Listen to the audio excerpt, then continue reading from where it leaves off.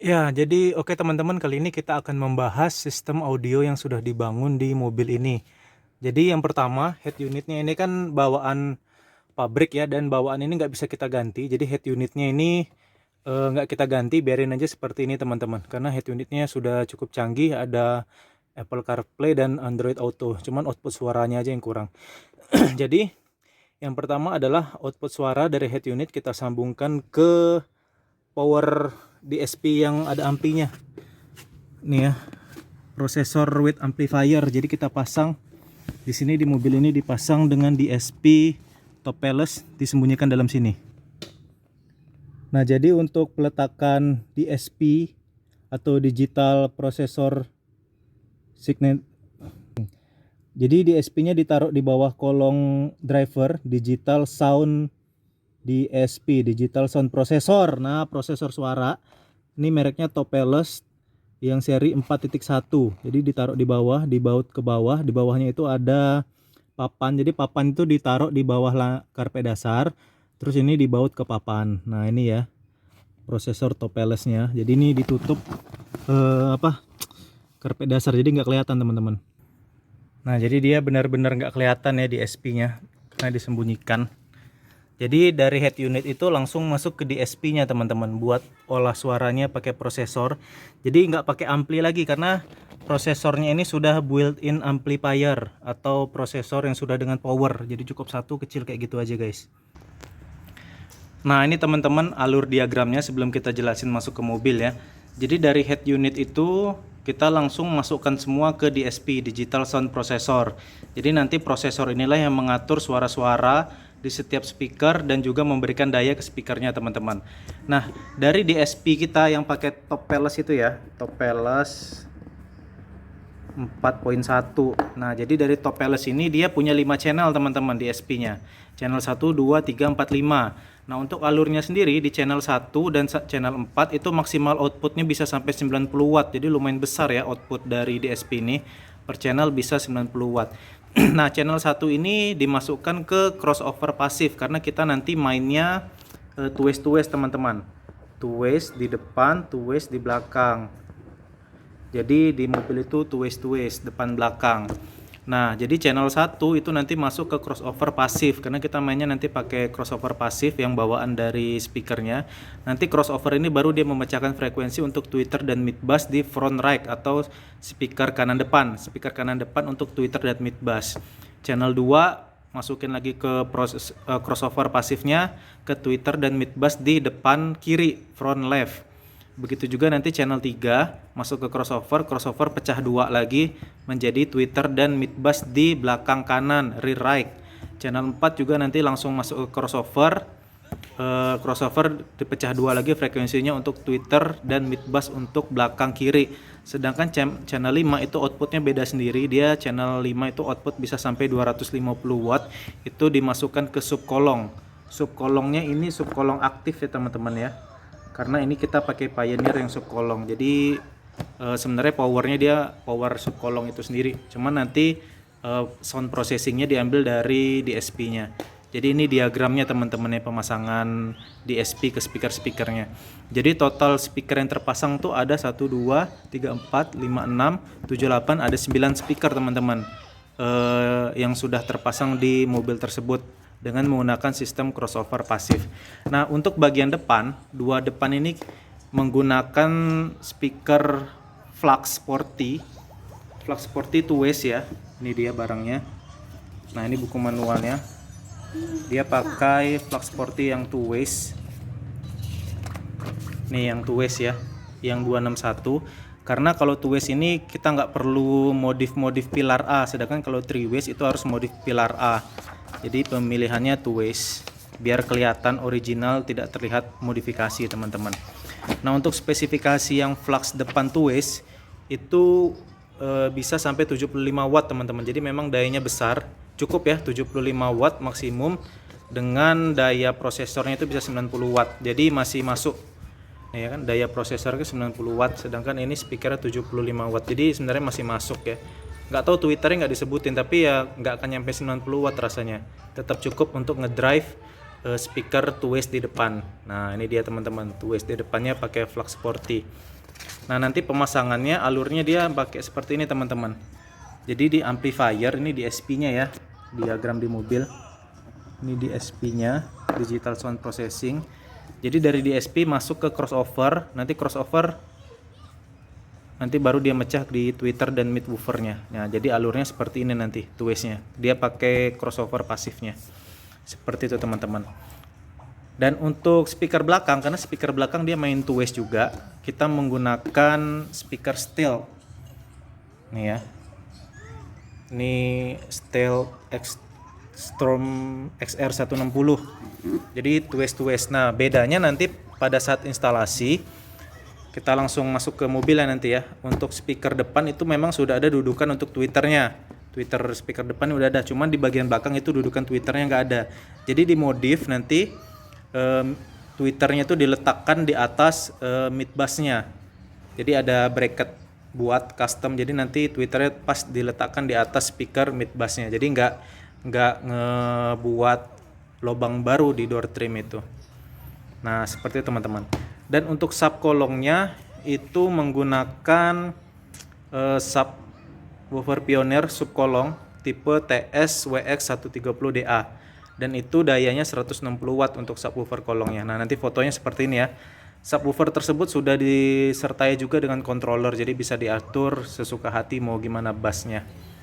Jadi ini ya teman-teman ya, head unit standar, prosesor Topeless 4,1 seri 4.1 5 channel, depan pakai flux sporty two-ways seri 261, outputnya 75 watt, speaker belakang two-ways juga, tipenya Extreme Stealth XR160 two-ways juga, subwoofer Pioneer kolong tipenya ini, dan ditambahkan dengan STP, peredam STP.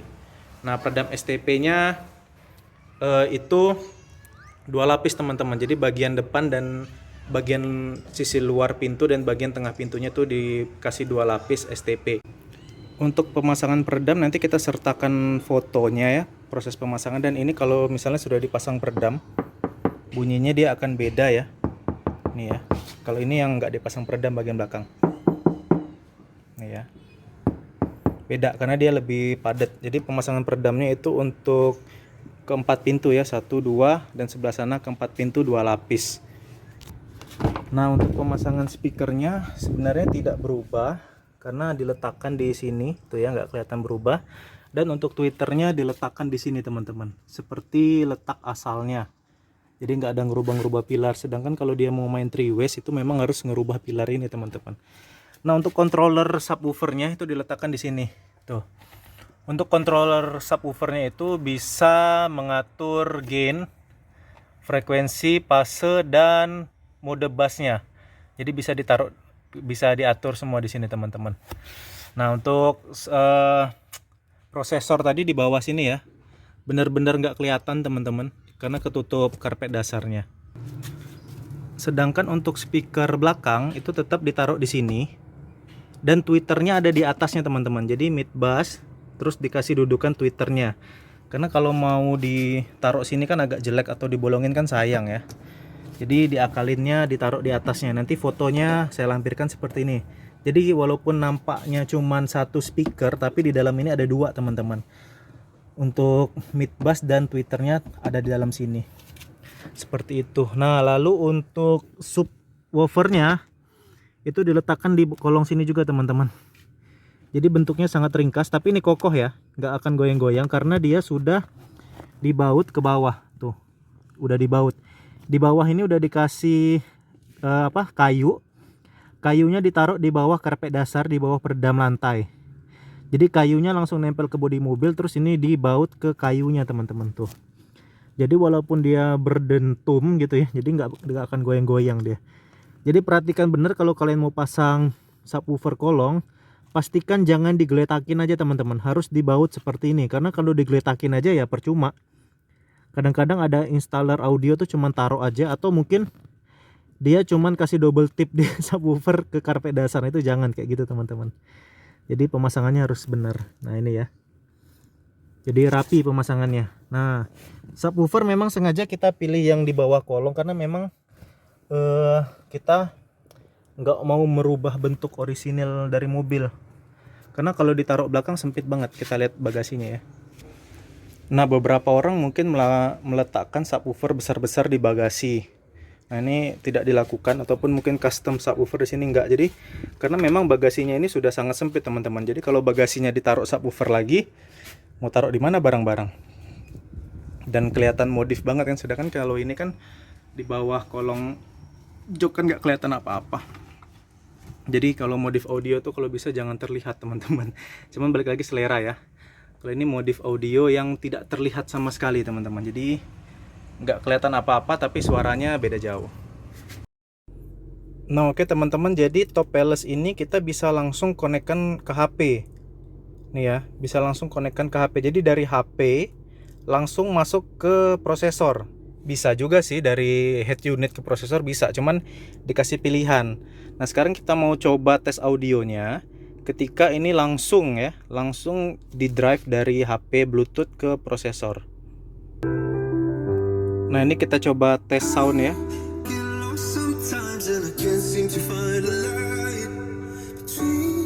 Ini kalian dengerin aja suaranya.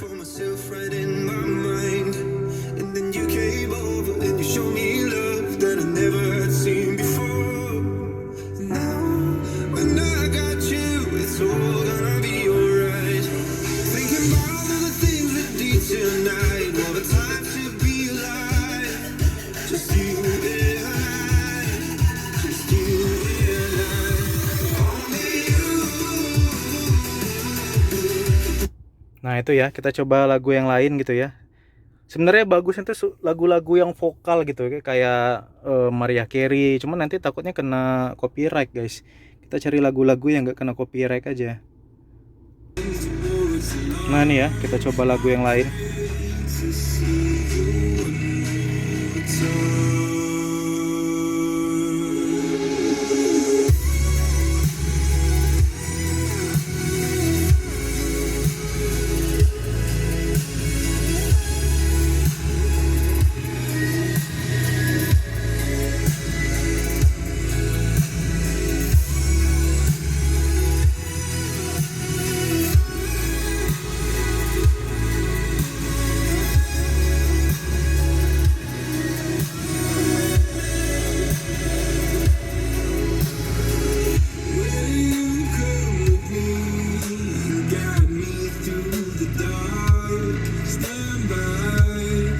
Ini kita coba lagu lain, teman-teman.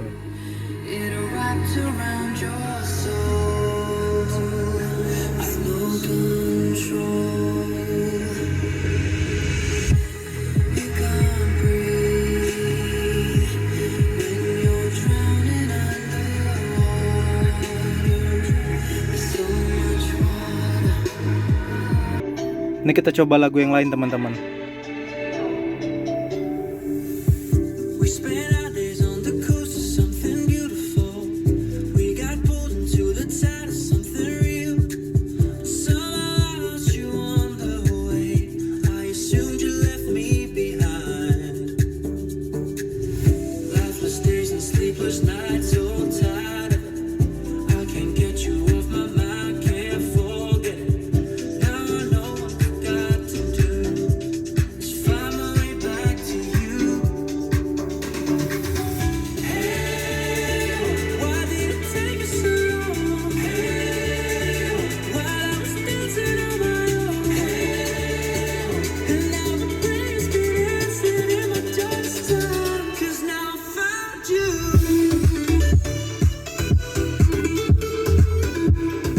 Kalian dengerin suaranya ya.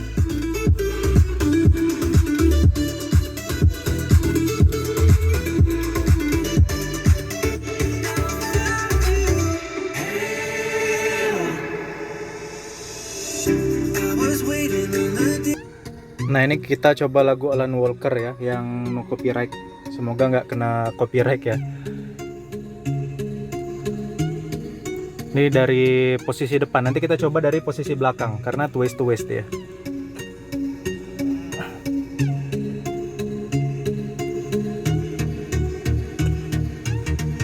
Jadi kerasa banget bedanya, teman-teman ya, antara yang sebelum dan sesudah di upgrade. walaupun nggak kelihatan apa-apa. Kalian harus dengerinnya pakai headset biar jelas perbedaannya.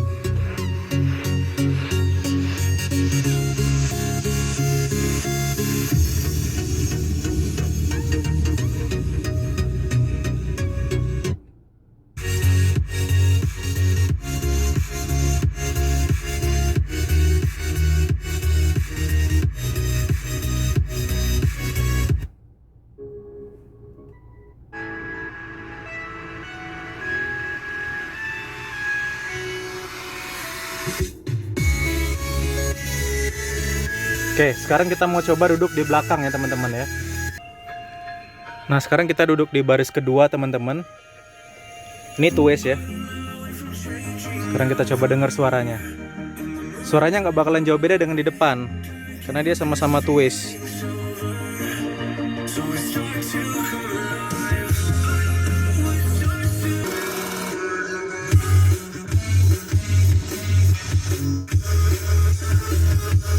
Nah nih ya, NCS.